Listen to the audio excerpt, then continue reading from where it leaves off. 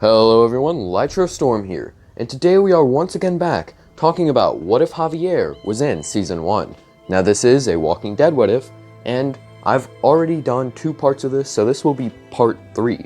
So if you haven't already seen the first 2 parts, I will not be providing a recap because of Telltale's choice system. So basically you need to see parts 1 and 2 if you haven't already. They will both be linked in the description and the comment section. If you're all caught up now, you should know what has happened, and so we can now move on to the video. So if you do end up enjoying and you've enjoyed the series so far, or maybe you've seen some of my other videos, please do consider subscribing and liking the video, maybe sharing the series with your friends. It really would help out since not a lot of my viewers are actually subscribed, so it'd be great to see all of you join, or at least see that number go up a little bit. It'd be awesome, it'd make my day. So basically, let's just get into the video.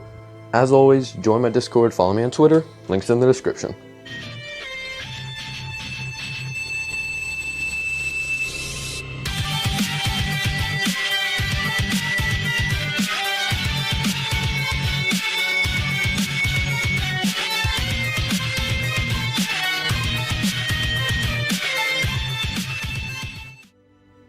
So where we last left off, we had just finished up episode 3 of season 1. So now we're going to moving into episode 4. Now episode 4 begins with our group, now made up of Lee, Clementine, Kenny, Katja, Duck, Javi, Kate, Gabe, Mariana, Krista, Omid, Ben, and Chuck, a much larger group than in canon, way bigger. And so because of this, I do not see Chuck dying during this Walker Street scene. Firstly, they arrive earlier, so there's no telling if there would be as many walkers. And secondly, his death in canon is kinda dumb. Like, it's an open street, and you can clearly cut through the walkers. There really aren't that many when you look at it. But he just chooses to stay behind for what reason exactly? Here, with quite a few more people, there's no way he's getting pinned down like he did in canon.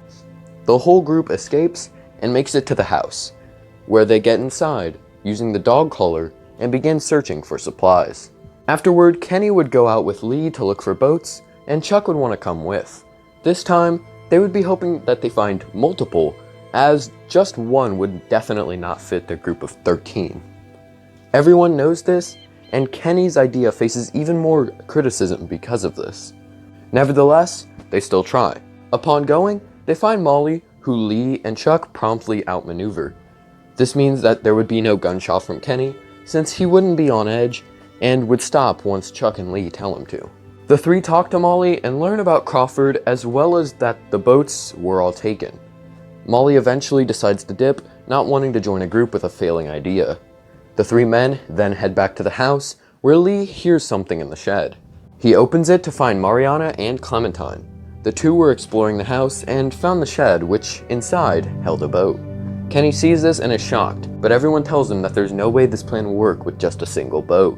This means that Kenny would be all alone with his idea. With even Katja knowing that they had to stick together with the group, they couldn't just go off with a couple of people and leave everyone else for dead. Everyone would be against him, leading to a scene where he storms off, and Lee has to go talk to him. He heads upstairs to the attic and finds Kenny looking at the Walker child. There, he would express his worry for Duck's safety and how this kid embodied his fear. This is what would happen to Duck if he didn't go through with his plan. This adds sympathy to Kenny, now having everyone turned away from him. As Lee, you can indulge Kenny's idea, not wanting to hurt him, you can understand him but disagree, or you could tell him that his idea is retarded. This would... no. Or you could tell him that his idea is absolutely stupid. This would once again change your relationship with Kenny, giving you different loyalty points depending on what you did. You then kill the Walker child yourself or let Kenny do it.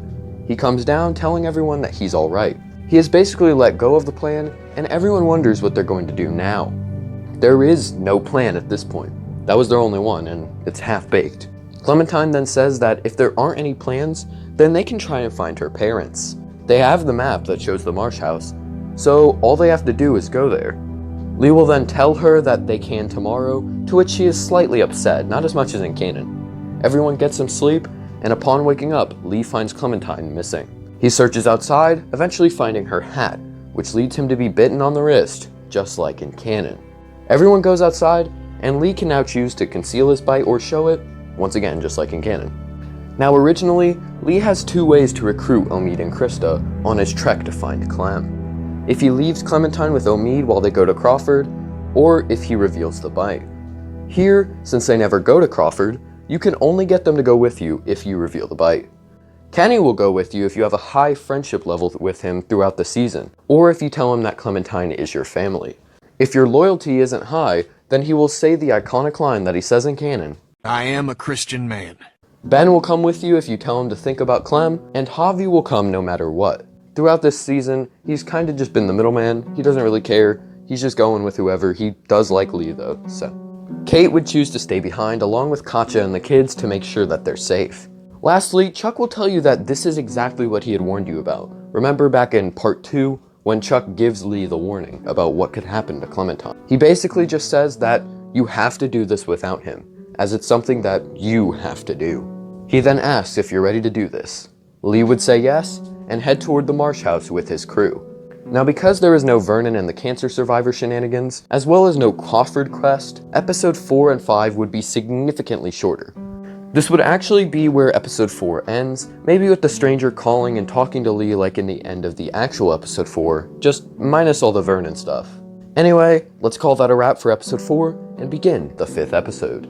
Now this would go much different with the same concept, with the group going from rooftop to rooftop to try and get to the Marsh house while avoiding the walkers. Once on the rooftop with the sign that Lee tried to cross in canon, Lee passes out. This led to way more walkers appearing in the time where he is asleep, and them realizing that they have to do something. Lee eventually comes to and remembers the bells that Molly rang at some point in episode 4, and says that someone has to ring it to clear out all the walkers. Here's who goes and who stays, depending on who you have with you. Obviously, if you have Javi, he will go to do it. If you have one other person along with Javi or Krista and Omid, Javi will still do it while the others stay. If you have Javi, Kenny, and Ben, Kenny will go. If you have Javi, Kenny, Krista, and Omid, both Kenny and Javi will go. If you have Javi, Ben, Omid, and Krista, then Krista and Javi will go. And lastly, if you have everyone, then Kenny and Krista will go. Anyway, once they leave to go ring the bell, and Lee has said some brief dialogue with himself or whoever stayed, about him not coming back and why they should protect Clementine and all that, he will pass out yet again and be awoken by the bell. He would then say goodbye to everyone or pray or something if he's alone. He heads down with much less walkers and with both arms, a cleaver in one and a glass shard in the other. He kills any walkers he has to and makes it inside the Marsh house. There, he and the stranger talk about Lee's choices, before Clementine or Lee ends up killing him. A walker then comes out of the closet. Wow, I didn't expect to be saying that sentence, but hey, it's 2020, I won't judge. Anyway, the two leave after Lee covers them both in guts, and as they leave, they find a few walkers still straggling behind. Among them are Clementine's parents, seen only before Lee passes out. Clem brings him to the police station and fights off the walker before Lee tells her to shoot him or leave him.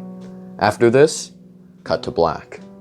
Reopen with Clementine walking toward the house and opening the door in a POV shot, seeing the entire group surprised to see her. And that is where season 1 ends.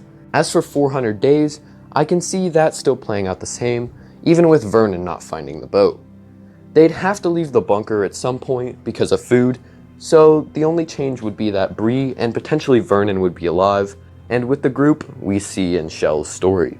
Either way, they'd probably die, or at least be unknown since Shell and Becca end up alone when Tavia shows up. So ultimately guys, Javier and the Garcias being in season 1 makes quite a big impact. Kenny never goes through his character arc, Katja, Duck, Ben, and Chuck all survive, Kenny never gets separated from the group, Molly barely appears, and Vernon's group never does. Going into season 2, this should make even larger impacts that I'm excited to think about and share with you guys. Let me know if you enjoyed this and want to see it be continued into season 2. But as always, tell me if you liked this part, tell me what you think will happen next, comment your requests for future videos, and subscribe. Thank you for watching. Have a great day.